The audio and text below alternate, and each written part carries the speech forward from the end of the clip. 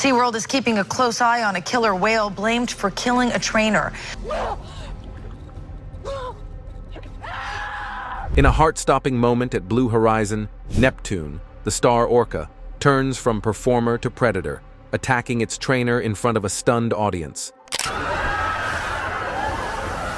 This shocking incident is just the tip of the iceberg.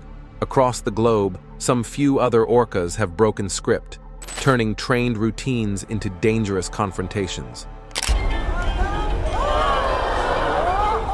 A trainer at SeaWorld Orlando rushed to the hospital after she was bitten by a killer whale. Blue Horizon Oceanic Park, located in sunny San Diego, California, was a top destination for marine enthusiasts.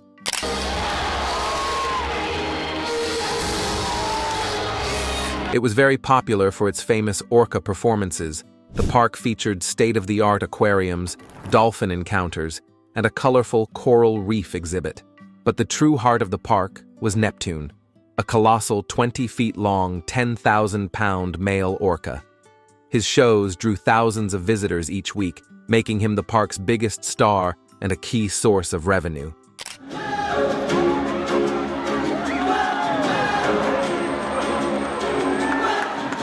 Neptune performed 6 amazing shows weekly, always leaving the audience impressed. However, behind the scenes, trouble was brewing. Trainers had been noticing disturbing behavior from Neptune. He would slap his tail against the walls of his tank and sometimes outright refuse to follow commands. Despite repeated warnings from the staff, Blue Horizon's management insisted that the shows continue, prioritizing the revenue Neptune generated over safety concerns.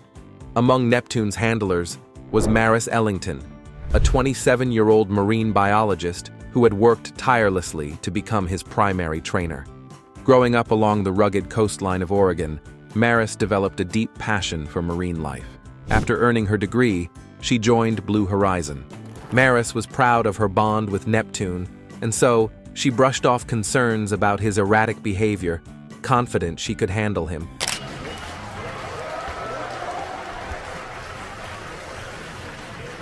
But not everyone shared her optimism.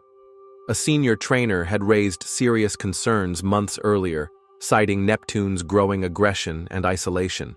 The trainer even requested that Neptune be retired from performing, or, at the very least, removed from shows. Management, however, rejected the request, unwilling to lose their star attraction. Frustrated and unwilling to compromise on safety, the trainer quit in protest. Their unprofessionalism, however, would eventually backfire. By the time of the afternoon show, Maris had already completed one performance earlier in the day. The amphitheater was once again filled with eager families and children, excited to watch Neptune. Despite Neptune's unpredictable behavior in recent months, Maris remained confident. She even reassured her colleagues, saying she believed he was in a good mood that day. Before the show began, the trainers reviewed the cues and safety protocols one final time. As the music swelled and the announcer welcomed the crowd, the energy in the amphitheater shifted. The audience of roughly 500 people cheered as Neptune entered the tank, his massive form gliding into the water. The show started smoothly. Under Maris's guidance, Neptune completed his opening routines flawlessly. The crowd erupted into applause as the orca did his display. For a brief while, it seemed like everything was back to normal. Neptune appeared to be his usual majestic self. Then came the finale, the centerpiece of the show, a synchronized swim between Maris and Neptune. Maris entered the water and Neptune began circling her. Maris signaled for him to perform a breach alongside her, and for an instant, it looked like he was going to comply. But suddenly, Neptune veered off course. Without warning, he lunged at Maris, clamping his powerful jaws around her midsection. The force of the attack threw her body upward, and she briefly surfaced. Above the water, she could hear the horrified screams of the audience before Neptune yanked her back under. The trainers on the platform leapt into action, using distraction techniques to try to calm Neptune. They tossed brightly colored buoys and ropes into the tank, followed by a bucket of fish. 2 trainers used long poles designed to gently nudge Neptune away, but his violent thrashing made it impossible to safely intervene. As Neptune slammed Maris against the tank walls, her lifeless body occasionally broke the surface, only to be dragged under again moments later. The audience watched in horror. Neptune finally let go of Maris after over a minute of violent thrashing, and her lifeless body rose to the surface. Rescue divers quickly entered the tank, pulling her to the deck, where medics desperately worked to save her. The injuries were devastating. Several fractured ribs, a punctured lung, and severe blunt force trauma to her chest and abdomen. Despite their efforts, Maris was pronounced dead at the scene. Chaos erupted in the aftermath. Guests were quickly evacuated from the park. Emergency personnel swarmed the area, and the amphitheater was cordoned off within hours. Blue Horizon responded by suspending all Orca shows, a move that later became permanent. The tragedy also had legal consequences for the park. Maris's grieving parents, devastated by the loss of their only child, filed a wrongful death lawsuit against Blue Horizon. They accused the park of negligence, ignoring repeated warnings about Neptune's aggression and isolating him in conditions that heightened his stress. The lawsuit also pointed out inadequate safety measures and management's decision to continue performances despite known risks. After negotiations, the case was settled out of court. Blue Horizon's management agreed to a substantial settlement with Maris's family. As part of the settlement, Blue Horizon pledged to support marine conservation efforts and fund independent research into the mental health of captive orcas. The tragedy sent shockwaves through the marine park industry. Blue Horizon permanently banned orca shows, though it kept other attractions like dolphin encounters, aquariums, and conservation-focused exhibits. However, losing its star attraction led to declining attendance and mounting financial struggles. Within a few years, the park filed for bankruptcy and eventually closed its doors.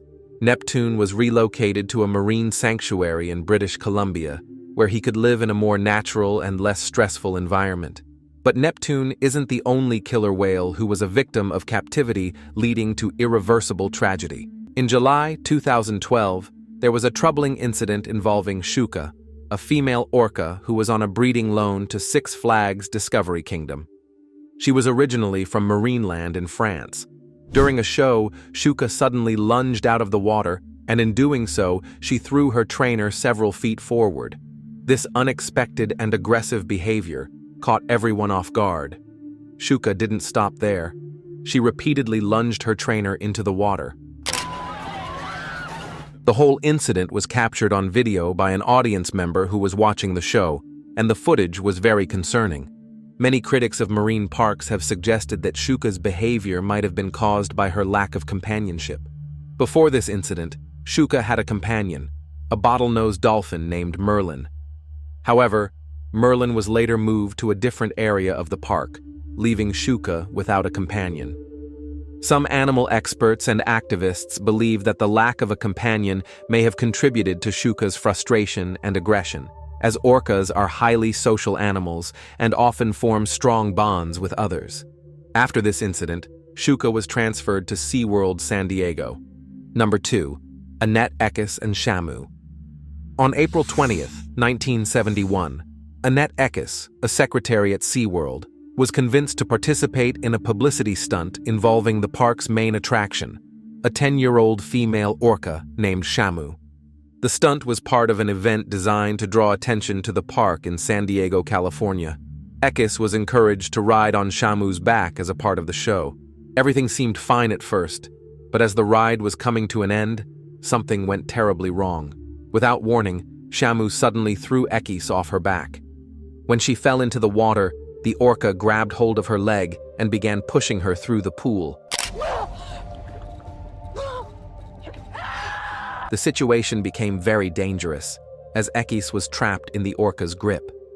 Trainers who were watching from the side of the tank rushed to help. They attempted to pull Eckes out of the water, but Shamu wasn't letting go. The orca continued to hold onto her leg, making it difficult for anyone to rescue her. The trainers eventually had to use a pole to pry Shamu's jaws open in order to release Eckes. Once freed, she was quickly carried away on a stretcher. The injuries she sustained were serious, and she needed 25 stitches to close the wounds on her leg caused by the orca's bite.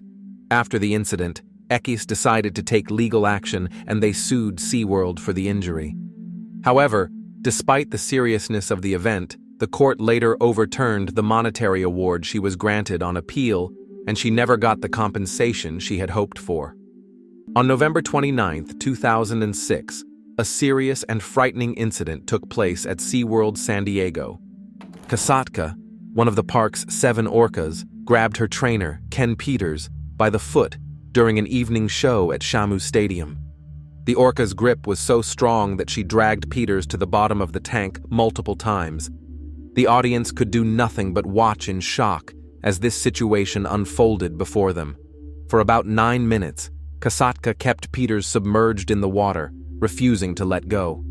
The trainer struggled to free himself, but Kasatka's power made it difficult to escape. Finally, after what must have felt like an eternity, Kasatka released Peters, and he was able to swim away and escape from her grasp. However, even after releasing him, Kasatka didn't stop.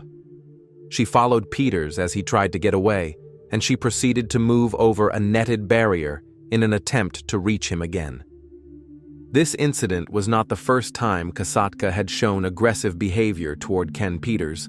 In fact, this was the second documented attack by Kasatka on the same trainer. It became one of the most widely reported incidents at SeaWorld, and since then, Kasatka has been known to be nearly as aggressive as Tilikum.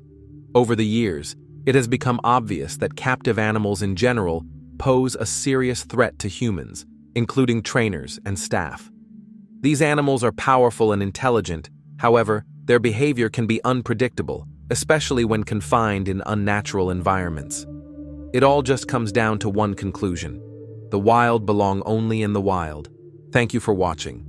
Don't forget to give us a thumbs up, leave a comment, and share it with your friends.